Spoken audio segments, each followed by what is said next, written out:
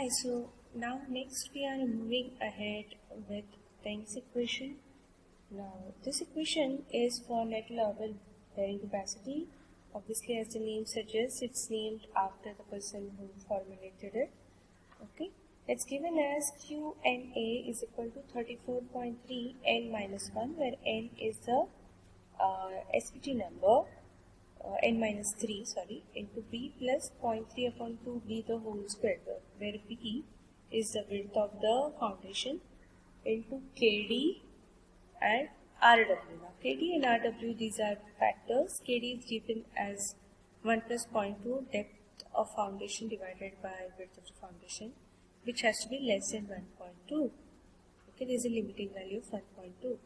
And RW is the reduction factor for water table. What is this reduction factor for water table? I just explained you in the morning video when the value of D by F is equal to 0, then D by F is equal to 1 for a water table at the level of foundation, base of the foundation, what happens. So all this we have already studied, right? So the reduction factor that you get from here, okay, so this 0.12 and all that is your correction for water table. Now this equation was developed for a permissible settlement of 25 mm. If you remember, we had even seen some charts and all, wherein the entire equations were valid for a permissible settlement of 25 mm. Now what happens to this equation if the permissible settlement is 40 mm? Right? So if it is 40 mm, then you have to multiply this entire equation by 40 by 25. So you have to multiply this QNA by this, whatever value you get of this from this equation for QNA, you have to multiply it by 40 divided by 25. And then whatever is the equation that is adopted in IS 6403 1971, and this is your equation. So if you multiply this particular equation by 40 by 25, you will get this equation. Okay. Now let's try to solve some numericals on this particular topic. Let's read the problem statement. Design the dimensions of column footing to be placed at 1.5 meter depth, the depth of the foundation is given, in a deposit of fine sand to carry a net load of 750 kilonewtons. The SPT value for ground side over various depths are given below. So it's tabulated there. The water table in the area was sufficiently deep and not likely to affect the foundation. Let's start solving this problem. Now for n value, we have an equation for correction. Now we have already seen an equation for corrected value of n, correct, for overburden. What was the equation? Observed value of n into correction C1. Now how do you get this C1? C1 you could get from a chart or you could get from a equation. The equation was given as 0.77 log to the base 10 1960 into effective overburden. Now, this effective overburden is not exactly given in your problem. Okay. So now what do we have to do? We have to see, it's told to you at 1.5 meter depth is the footing to be placed.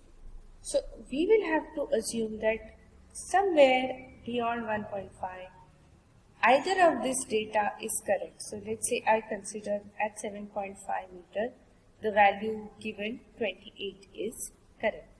So if this is correct, are you understanding? So if this is correct, that means the value of C1 will be 1. There is no correction to be applied. If this is 1, then what will be the sigma Z at 7.5? So what we are going to do is, this is a solid example, so I'll directly tell you what is tabulated over here. So the depth is 7.5, is the same thing that is given here, no? this depth and SPT value, they are written vertically. So you have depth, you have SPT value. Okay? And what we are assuming is that this particular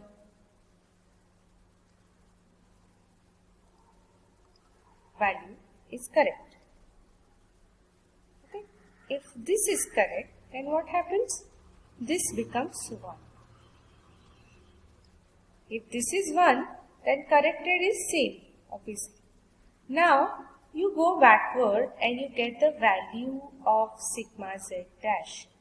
From this equation, you get the value of sigma z dash. So, you will get this as 98. Now, if this is 98, then to get this becomes very simple. How do you get this 78.4? 98 into the first column divided by 7.5.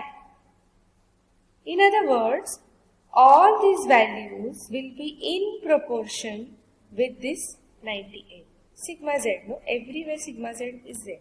So this 98 multiplied by column 1 divided by 7.5 will give you the values of all the other sigma z, effective sigma z's.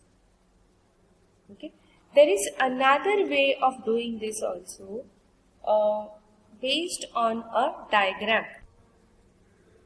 So now what we are doing is we have another chart here. We are just cross-verifying this data. Now this chart is Thornburg's chart for overburden correction. Now this chart also does a similar job as your table that we just saw. Over here what is done is on the x-axis you have the soils of various densities. Basically we are talking about granular soils, okay. Then on the x-axis you have the value of n, and there are various lines drawn for various depths. So you can see here these curves are drawn for depth of 7.5 to 0.7. So if at 7.5 you have to find out where is 28. So where is 28 on 7.5? Here. So you go down. Now if this is the right value, then you can find out what will be the observed value of n at all these depths. Okay. So over here what is shown? At what is this line? This is 2.25. At 2.25, the observed value of n should be 14. Understood? So similarly, let's say at 1.5, it will be how much? Somewhere around 12. So like this, the chart gives you the value. Now going back to our table, over here what we did, we considered this 28 as the correct value. We got the value of obviously the C1. If this is correct, then the correction factor will be 1. We went back to get the value of sigma z dash.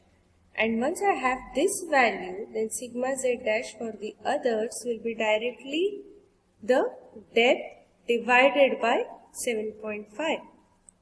Okay. So basically it means at 7.5 meters, if it is 98, then for 6 it will be how much? So we are basically doing that and we are getting the value of all the sigma z dash. Once you know the sigma z dash, you get the value of correction factors by using this equation 0.77 log to the base 10, 1960 by sigma z dash, and then the value of corrected SPT value. Okay, so you tabulate all these things over here. Okay, then the next thing we need to find out will be what will be the average value of n at the required depth. Now in the numerical, what we are given is that footing has to be placed at 1.5 meter. Okay, nothing about the size of the footing is given.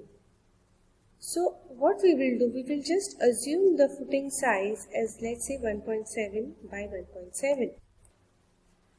So influence zone or significant depth, we have learned this term when we were studying pressure bulb. Okay, the depth at which the stress is not more than 10% of the loading.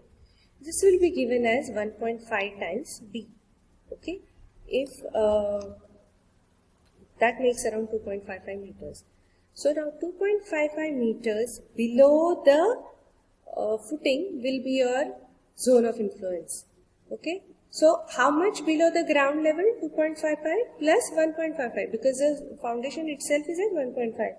1.5 meters. Sorry, 2.5 plus 1.5 meters. So you get that equal to 4.05. So now at 4.05, what will be the value of average SPT? Now over here in the tabular column you can see there is nothing about 4.05. So what we will do? We will try to find out at 4.5 meters what will be the average value of SPT. So that will be given as, what are the values of N, corrected values of N? I will write it as 11 plus 15 plus 20 plus, now I don't want at 3, actually I need at 4.05. So how I'll get at 4.05? It's very simple. Okay. Now over here the difference is how much? 1.5. Over here the difference is how much? 3. So I'm just doing interpolation. At 1.5 difference the value of N is changing by 3. So now 3 to 4.05 is how much? 1.05 difference. How much will be the difference in N value? So this X I will get as X upon 1.05 will be equal to 3 upon 1.5. So what will be the value at 4.05? It will be basically this 21 plus 3 into 1.05 divided by 1.5. Okay. So 1, 2, 3, 4. These 4 values. Okay. Plus 21. So, sorry. 5 values divided by 5. So this will be equal to, so I've got one value of N for this, one for this, one for this, one for this, and one at 4.05. So this 4.05 value is all this. This entire thing that I have done is interpolation for 4.05 value. Okay. So I get this as 18. Okay. So for N is equal to 18 and B is equal to 1.7, the net allowable pressure we will have to compute. Now this is the equation we just spoke in the beginning of this lecture. Okay.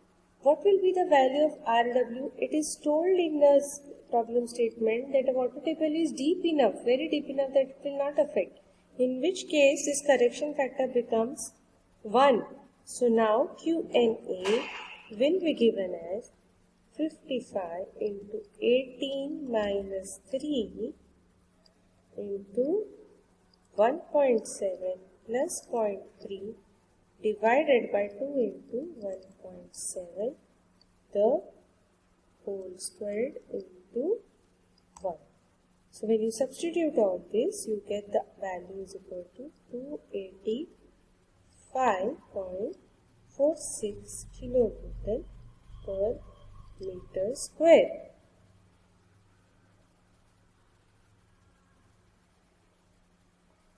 Now if I have to find out load, how do I find out load? Load, if I know QNA and I have to find out the safe load. Okay. How do you get this? Net allowable load. So QNA you already know, 285.46 multiplied by the area. What will be the area? 1.7 into 1.7. So I don't want to do this. You can do it by yourself. So in that case, how you will get? QNA will be equal to small QNA into area. What is area? 1.7 into 1.7. So this is how you solve this problem.